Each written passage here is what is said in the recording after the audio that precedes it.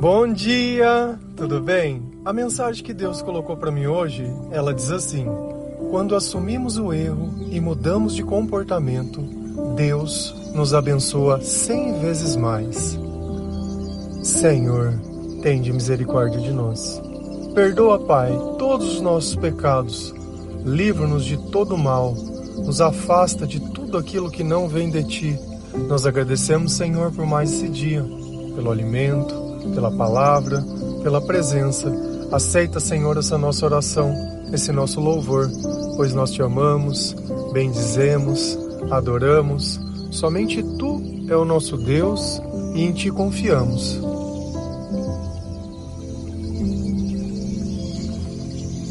É inevitável nessa vida nós não cometermos erros. Talvez nós sempre queremos resolver as coisas do nosso jeito. E no meio dessas resoluções, ao invés de enfrentar o problema, nós por diversas vezes mentimos, omitimos, enganamos. Tudo isso por quê? Porque sentimos medo. Medo das consequências, medo da condenação, medo da opinião, medo que as coisas mudem. E nisso, nós vamos criando um conjunto de erros. E cada vez mais, aquele que tem o hábito de mentir, acaba criando uma história que ela não existe. Precisa ficar se lembrando das coisas, precisa sempre tentar embasar aquilo que ele diz em alguma coisa que a outra pessoa ela possa acreditar. Então não é uma vida que você vive tranquilo ou em paz. É uma vida que você vive sempre como se estivesse se escondendo de alguma coisa. E nesse instante, será que Deus ele consegue se manifestar na sua vida? Será que sobra espaço? Como que o Espírito Santo ele pode dominar o seu corpo e a sua mente para que você possa obedecer a Deus? Sendo que se Deus dissesse a verdade, iria trazer problemas para a sua vida. Será que Deus ele se manifesta em alguém que está tomado pelo medo? Ou será que o próprio medo é o sentimento que indica a ausência de Deus? Então tudo aquilo que a gente sente dá testemunho de alguma coisa. E parece que cada dia que a gente passa longe de Deus, é mais um dia que sobrecarrega o nosso coração, é mais um dia que a gente se sente cansado, desanimado, triste, desmotivado. Ainda que financeiramente ou outras coisas possa não estar faltando nada, mas parece que falta brilho. É como se você tivesse um rádio, tivesse as músicas que você mais gosta, mas não tem energia, não tem como tocar aquilo. Então a nossa vida sem Deus é como esse rádio sem energia, não toca nada, não passa nada, não acontece nada. E nós precisamos de uma mudança, nós precisamos de algo que aconteça que nos faça repensar tudo aquilo que nós vivemos e tudo aquilo que nós fizemos. Se você começar a ler a Bíblia, lá no primeiro livro em Gênesis, você vai começar a ler a história de Abraão. Desde o começo, Deus fala com Abraão, mas ninguém sabia o que era Deus. E Abraão ouvia uma voz e ele obedecia àquela voz. E a voz dizia coisas para ele, vai para tal lugar, faça tal coisa. E ele obedecia. Só que em dado momento, ao invés dele crer que essa voz poderia protegê-lo, ele tentava, através de mentiras, salvar a própria vida. Impedir que alguma coisa acontecesse, coisas que ele imaginava. Se a gente olha a Bíblia, tanto em Gênesis 12 quanto em Gênesis 20, Abraão ele mente que a sua esposa não é sua esposa, é a sua irmã. Porque ele tinha medo que as pessoas, vendo que ela era muito bonita, quisessem tomar para si e pudessem te fazer algum mal, como tirar a própria vida dele. Será que alguém que é um escolhido de Deus poderia ser morto dessa forma? Será que quando Deus ele tem um chamado para a nossa vida e a nossa vida ela tem um propósito, será que um único ser humano poderia ir contra o Senhor e simplesmente desfazer tudo aquilo que Deus sonhou? Ou será que estava faltando um pouquinho de fé, um pouquinho de assumir o erro para que as coisas pudessem acontecer? E a gente continua olhando a Bíblia e vê que Abraão ele teve um filho, Isaac. E Isaac, não sei se motivado pelas histórias que o pai e a mãe contavam, também começou a obedecer a Deus e a seguir o que Deus dizia. E ele também saiu de perto dos pais e começou a andar numa terra que não era a terra dele. E assim como o pai fez, ele também tomou o mesmo caminho de querer mentir. Se a gente vai lá em Gênesis 26, versículo 9 e 10, a palavra diz assim: Então Abimeleque mandou chamar Isaque e perguntou: Ela é sua mulher, não é verdade? Por que você disse que ela era sua irmã? É que eu pensei que me matariam se eu dissesse que ela era minha mulher, respondeu Isaque. Aí Abimeleque disse: Por que você nos fez isso? Um de nós poderia facilmente ter ido para a cama com ela, e você teria feito com que a culpa caísse sobre nós. Quem era Abimeleque? Abimeleque era um rei dos filisteus. Então, Isaque, quando ele entrou dentro daquela terra, ele simplesmente falou: bom, minha mulher é muito bonita, esse pessoal aqui vai querer alguma coisa com ela, eu vou falar que ela é minha irmã e tá tudo bem, pelo menos ninguém vai querer me matar, porque senão, já que eu sou o marido dela, eles vão me matar e vão ficar com ela. E um dia, o rei, ele estava olhando da janela do palácio e viu o Isaque acariciando sua mulher. E aqui que começa esse diálogo. Porque ele foi lá e mandou chamar Isaque. Falou: ô amiguinho, vem cá. Você falou que essa moça aí era tua irmã, mas ela é tua mulher, não é verdade? E aí ele disse a verdade para ele. Falou: é verdade.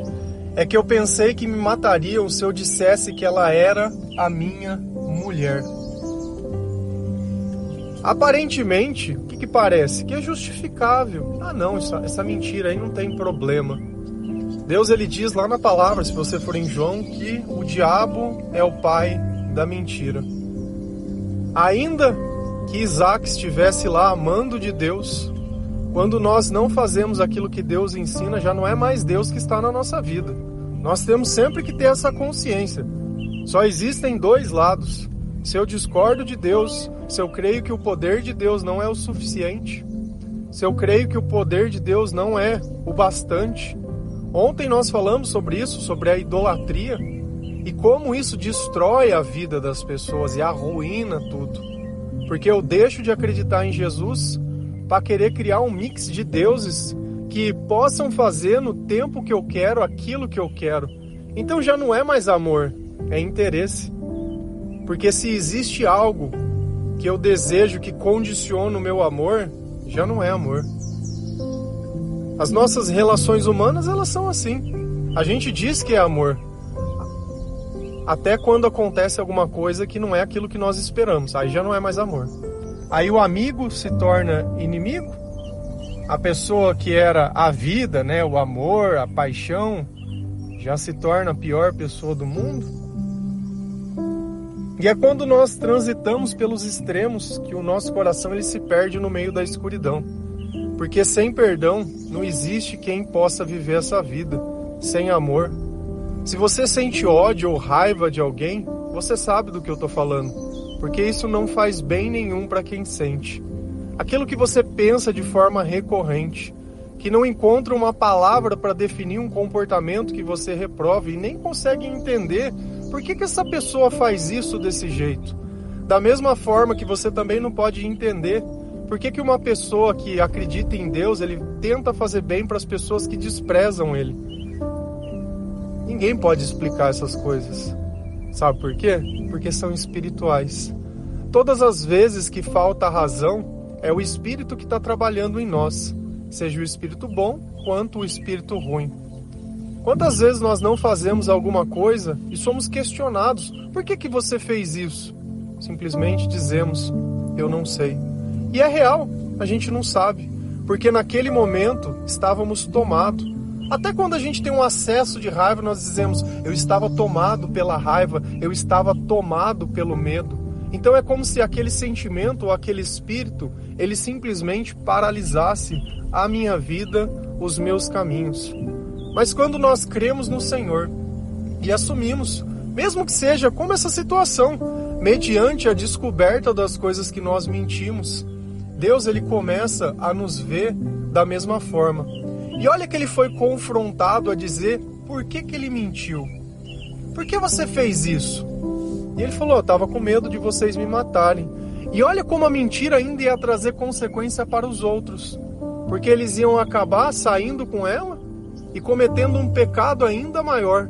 Porque eles pegaram alguém que Deus estava protegendo e trataram como se fosse uma pessoa qualquer. É a mesma coisa que Jonas dentro daquele barco, desobedecendo a Deus, e aquelas pessoas só estavam ali trabalhando. E a tempestade veio e começaram a jogar carga, e começaram a jogar tudo, e começaram a orar, e nada adiantava e nada acalmava aquela tempestade. Até que Jonas também foi confrontado e disse a verdade. E a solução? Jonas foi jogado ao mar e tudo se acalmou, porque a partir daquele instante, quando Jonas pensou que ele ia perder a vida, foi Deus que começou a operar um milagre na vida dele. E aqui também vai acontecer exatamente a mesma coisa. Você acha que depois de confessar a verdade ao rei, Isaac vai ser punido ou ele vai ser recompensado? Assim como Jonas foi jogado ao mar, esperando que fosse morrer, Isaac também deveria ter o mesmo pensamento, porque ele foi pego na mentira. E olha como o rei está bravo.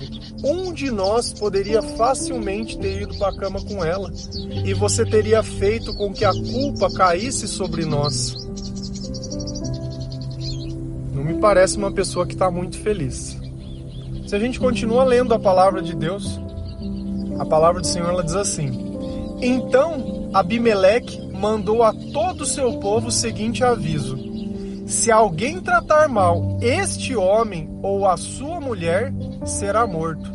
Naquele ano, Isaac fez plantações ali e colheu 100 vezes mais do que semeou, pois o Senhor Deus o abençoou. Ele foi enriquecido cada vez mais e se tornou muito rico e poderoso. Isaac tinha tantas ovelhas e cabras, tanto gado e tantos empregados, que os filisteus acabaram ficando com inveja dele. Qual foi o comportamento de Abimeleque? Mandou matar Isaac? Não. Deus foi lá e disse: esse é meu. Esse é meu. E através da influência de Deus, ele disse a todo o povo: quem tocar nesse homem ou quem tocar nessa mulher vai ser morto. Deus colocou a autoridade de Deus em prática. E às vezes é assim que Deus vai se manifestar, através de pessoas, através de situações, através de quando nós admitimos o nosso erro e mudamos o nosso comportamento, porque a partir daquele instante, Isaac já não era mais o desconhecido que era irmão de uma mulher. Ele assumiu aquilo que ele era. E aí ele pôde começar a trabalhar para Deus. Antes ele não estava trabalhando. Antes ele estava seguindo o que Deus tinha planejado para ele. Só que ainda ele queria colocar o jeito dele sobre o jeito de Deus.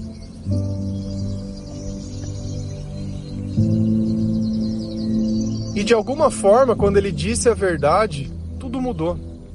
É como se o Espírito Santo tivesse olhado e falou: bom, conhecereis a verdade vos libertará. Eu sou o caminho, a verdade e a vida. Ninguém vem ao Pai até a mim. Enquanto o diabo é o pai da mentira, eu sou o pai da verdade. E aqueles que dizem a verdade estão verdadeiramente comigo. E Isaac começou a viver aquilo que Deus tinha para ele. E aqui vem o que a frase diz sobre 100 vezes mais, sobre a bênção. Naquele ano Isaac fez plantações e ali colheu 100 vezes mais do que semeou, pois o Senhor Deus o abençoou. Antes Isaac queria que a mentira o protegesse. Depois ele esqueceu da proteção e deixou que Deus o cuidasse e simplesmente colocou o trabalho dele, mesmo naquele lugar que era o lugar que ele tinha medo. Foi ali mesmo que ele começou a servir a Deus. Foi ali mesmo que ele começou a trabalhar com as suas próprias mãos, que ele começou a deixar o Senhor aparecer na vida dele. E como que o Senhor pôde aparecer para aquelas pessoas que não acreditavam? Pela prosperidade de Isaac. Ele foi enriquecido cada vez mais e se tornou muito rico e poderoso. Isaac tinha tantas ovelhas e cabras, tanto gado e tantos empregados, que os filisteus acabaram ficando com inveja dele. Olha como Deus ele permite que algumas pessoas enriqueçam para que aqueles que não creiam possam observar. Enquanto Isaac mentia, ou ele tinha medo e ficava preocupado com a sua própria vida, ele era apenas mais um, no meio de tantos que ali estavam. Mas ele ganhou a posição de destaque, depois que ele disse a verdade e mudou o comportamento e deixou Deus agir na vida dele. E é justamente isso, quando assumimos o erro, quando nos arrependemos, quando pedimos perdão para as pessoas, perdão para Jesus, quando nós aceitamos que vivemos uma batalha espiritual e que vai ter pessoas que estão amando de Deus e tem pessoas que são servas do diabo. E não adianta. Você quer arrumar confusão? Você fica perto de pessoas que não têm Deus. Como que você vai reconhecer essas pessoas? Pelas palavras, pelo olhar, pelo julgamento, pelo comportamento de mundo, aquele senso que todo mundo faz. Eu tenho medo de pessoas que fazem o que todo mundo faz. Por isso nós, que somos cristãos, somos tidos como estranhos, porque nós renunciamos muitas coisas do mundo. Temos um horário de acordar totalmente diferente, temos um comportamento e um prazer em um livro que ele é totalmente antigo, o costume de orar, as músicas que nós ouvimos, a forma que nós nos divertimos, a forma que nós vemos a vida, a vontade de ajudar o próximo, mesmo quando esse próximo ele é um estranho ou quando esse próximo ele nada pode nos oferecer. Temos uma alegria muito grande por receber aqueles onde todos excluíram, aqueles que já não têm mais esperança, aqueles que aceitam que vivem no meio de uma escuridão e querem mudar o comportamento. Ficamos muito felizes em poder entrar no meio da escuridão diversas vezes e de lá sair, graças a Deus, para resgatar pessoas para Jesus. Assim como os discípulos faziam, anunciando as boas novas do reino de Deus. E foi isso que Jesus queria, que nós pregássemos a mensagem a todas as criaturas, a todas as pessoas, testemunhando o que Deus tem feito na nossa vida. O motivo da nossa fé, o motivo das coisas que nós fazemos, não é porque nós somos melhores que os outros, mas é porque o poder de Deus se manifesta em nós. Naquele ano, Isaac fez plantações e ali colheu 100 vezes mais do que semeou. Você acha que as outras pessoas também não tinham feito plantações? Você não precisa estar preocupado. Nós estamos passando por um momento muitas vezes de seca, onde simplesmente não está nascendo aquilo que se plantou. Mas eu tenho certeza que ainda no pouco, o teu é mais do que muitos. Então a gente tem que reconhecer Deus em todas as coisas, em cada semente que nasce, em cada lágrima que para de cair, em cada momento que nós, ao invés de desistir, resolvemos tentar mais um pouco. Todas as vezes que nós nos arrependemos, que nós mudamos o nosso comportamento e que nós conseguimos olhar e ver a bênção de Deus sobre a nossa vida, através das nossas atitudes, através dos nossos atos, através das nossas intenções. Como é bom estar na presença de Deus. Como é bom orar e poder sentir a paz, aquela paz que excede todo o entendimento, aquela paz que somente Jesus pode dar. Aquela paz que o drogado às vezes acha que se ele fumar um baseado ele sente, custando a vida. Ele já não tem mais consciência. É justamente pela consciência dele, tá totalmente tumultuada, que ele precisa enganar a cabeça dele para parecer que tudo tá bem, sendo que em volta dele não tem nada bem. É sempre aquela busca. O que o viciado busca todos os dias? É o remédio da alma, é a droga, é a bebida, é tudo aquilo que altera o psíquico. Sendo que se Jesus estivesse dentro da vida dessa pessoa e do coração dela, todo esse turbilhão de pensamento iria parar. Todas essas vozes, todas essas dúvidas, todo esse medo. E aí você poderia ver a bênção de Deus abundando sobre a sua vida. E aqui no caso de Isaac, apesar dele ter ficado muito rico, isso foi para demonstrar a outras pessoas a diferença de se crer em Deus e de se dizer a verdade.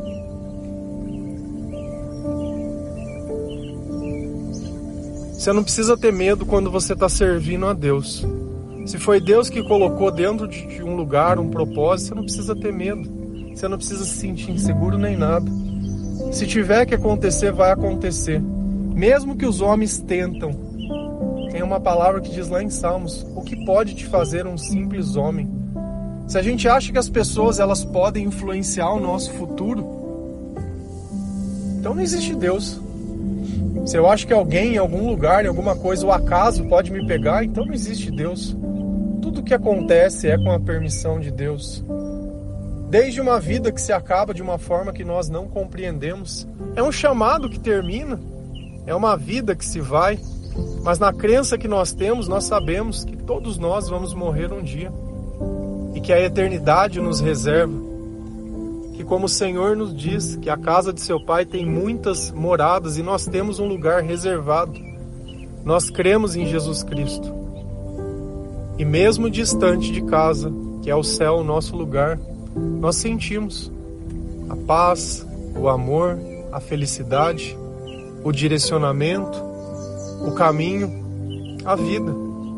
Coisas que nós não tínhamos antes, hoje nós temos, graças a Deus.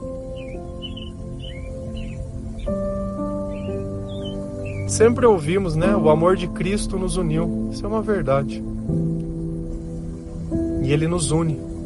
Nos une em torno de uma única causa: encontrar as ovelhas perdidas, para que nós possamos receber a salvação, para que nós possamos encontrar dignidade na nossa vida, para que os dias não sejam apenas um conjunto de erros.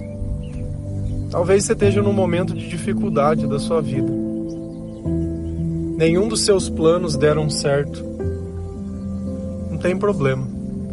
A partir do momento que nós admitimos o erro e mudamos de vida, e mudar de vida não é voltar atrás.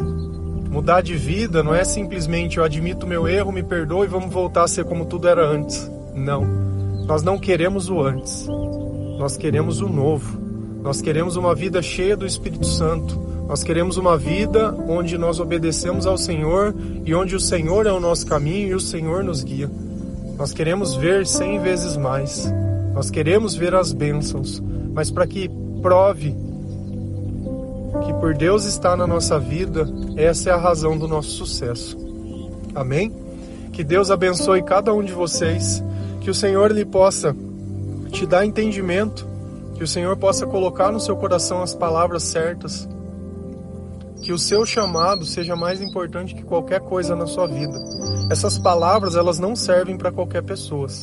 São para pessoas que vivem dentro de um chamado, pessoas que estão se convertendo ao Senhor. Senão você vai querer distorcer o Evangelho para colocar dentro dos teus interesses, naquilo que te favorece. Aqui é uma prova de fé, não é algo só para favorecer e não é para ego. Amém? Que Deus abençoe cada um de vocês. Feliz a nação cujo Deus é o Senhor. Um bom dia.